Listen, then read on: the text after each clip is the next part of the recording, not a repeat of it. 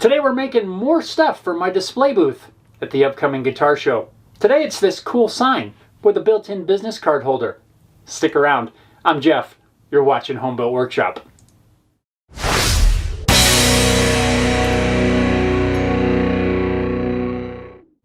Today I'm working on some more guitar show booth preparation, just some accoutrements that'll sit on the table along with some of my handmade Haley guitars. I want to make a sign that has some QR codes on it that people can scan as they are browsing around the show just to check out the YouTube channels or the websites or whatever I end up putting on there. I've got a thin piece of veneer here. This has a coating of black walnut veneer on one side. I think it's going to look really good if we make the base out of another piece of black walnut. We got a black walnut theme going on here. First I'll do some quick layout to mark out the overall size of the base.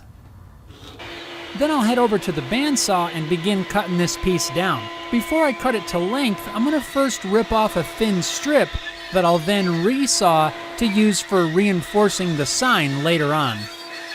And there's my thin strips. I'll set those aside for later. Now that the piece is cut to width, I'll use the table saw in my crosscut sled to cut it to length. With the piece cut to size, now I need to make a couple of slots in here. One's going to go all the way across. We'll just do this on the table saw. That's going to let the sign slip down in there. And then another one is going to be kind of a slot. I'm going to use this to be able to put some business cards in. The setup that I'm going to use to make this cut really is fairly simple. I'm just using a few scraps of wood held in place with some double-sided tape and some clamps. Then I'll just use a router freehand, making sure I stop within my pencil lines. I'm cutting the business card slot in several passes, slowly lowering the bit as I get down to my final depth.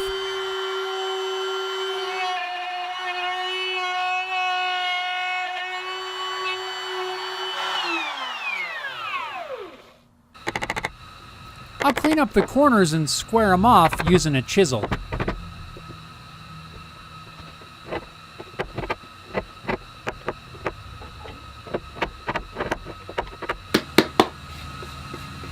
Cool, that's going to work really well. Now we can cut the slot that's going to hold the sign.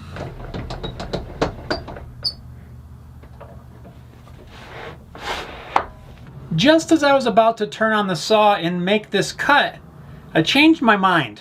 I was going to cut the slot in here just by making one pass with the saw blade, but I thought that maybe I better wait just in case the width of the sign ends up different than what I'm thinking. My plan is to use some of those offcuts from this chunk at the beginning to reinforce the sign, so I think I better wait to do that until I have that complete. For now, I'm going to set this piece aside and I can begin working on the actual sign that'll have my QR codes. With that being said, I guess it's time to fire up Adobe Illustrator and see if we can make some sort of a design to put on this thing. So here's the design that I came up with.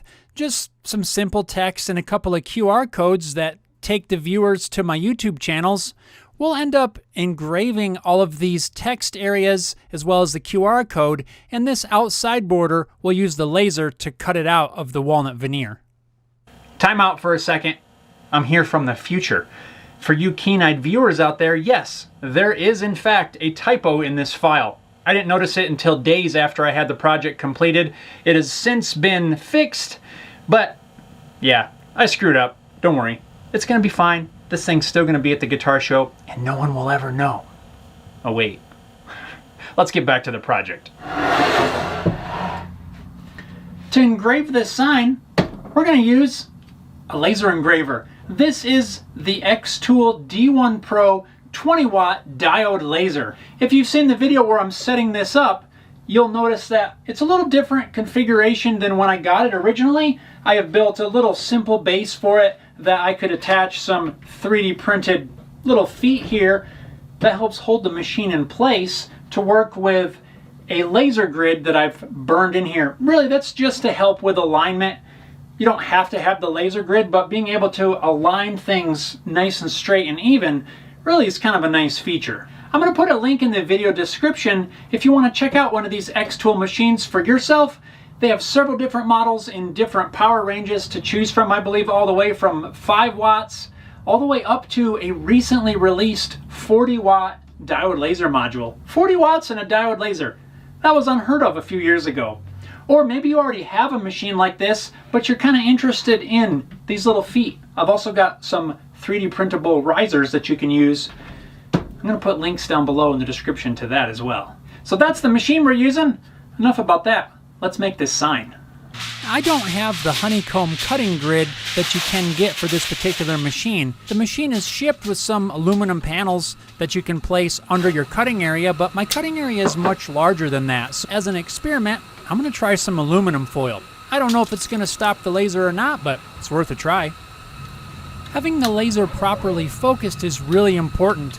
This one is really easy to do. There's a little focusing arm that you flip down on the right-hand side of the head. Then you lower the head down till that arm rests on your piece, lock down the set screw, raise the focusing arm, and you're all focused and ready to go.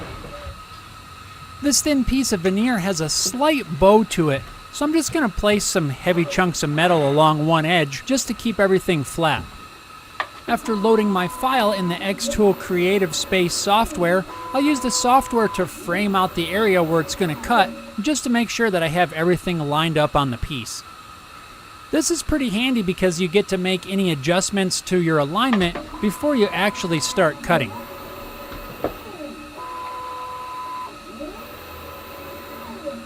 Make sure our air assist is on. Let's hope this comes out good. That's my only sheet. Here we go.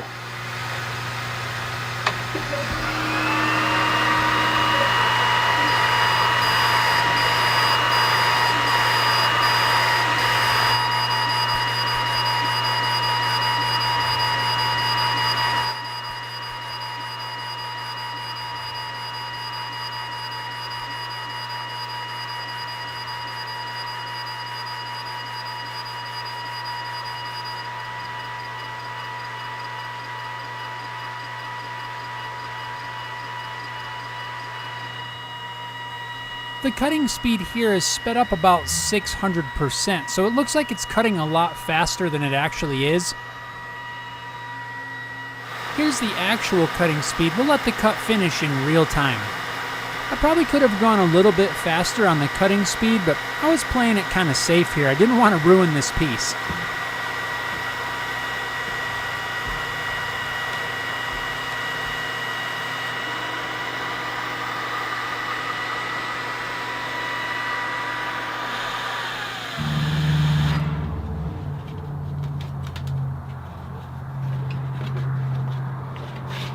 Cool.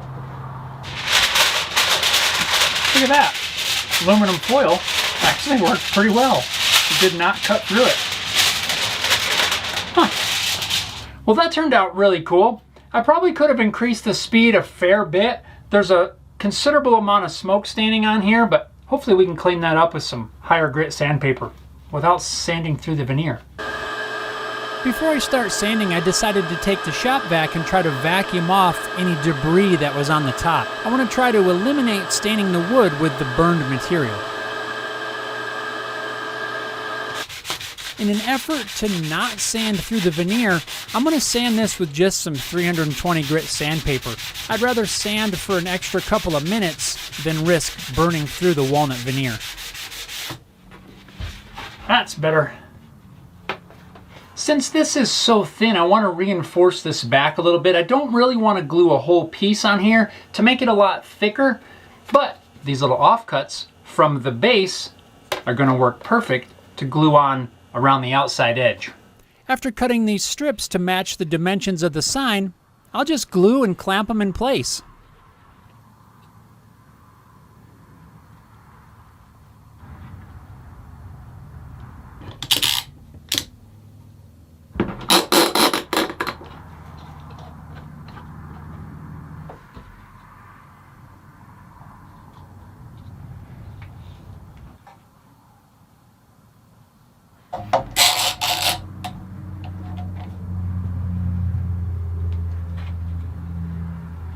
With the reinforcing strips glued in place, now I can take careful measurements of the thickness and cut the slot in the base that the sign will slip into.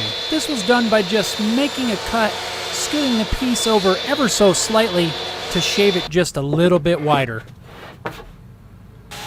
Now I just need to finish contouring the piece, rounding over the corners, and the oh so fun hand sanding.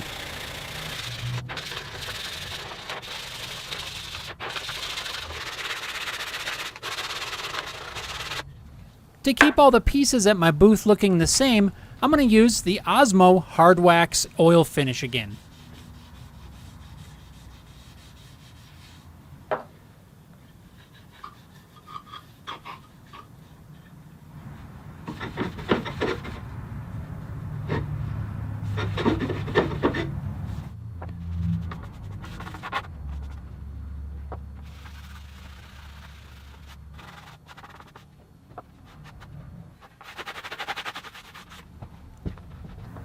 And keeping with the continuity of things at the booth, I've made a very similar leather patch that'll attach on the front with some decorative washers.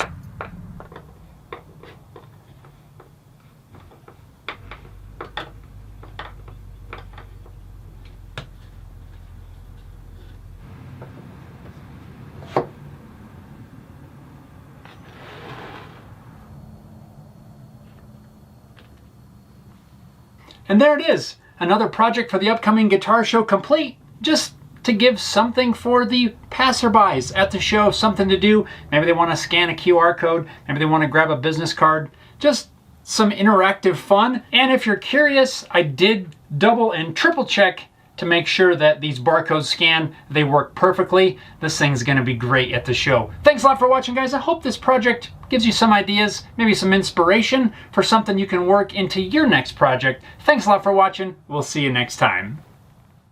I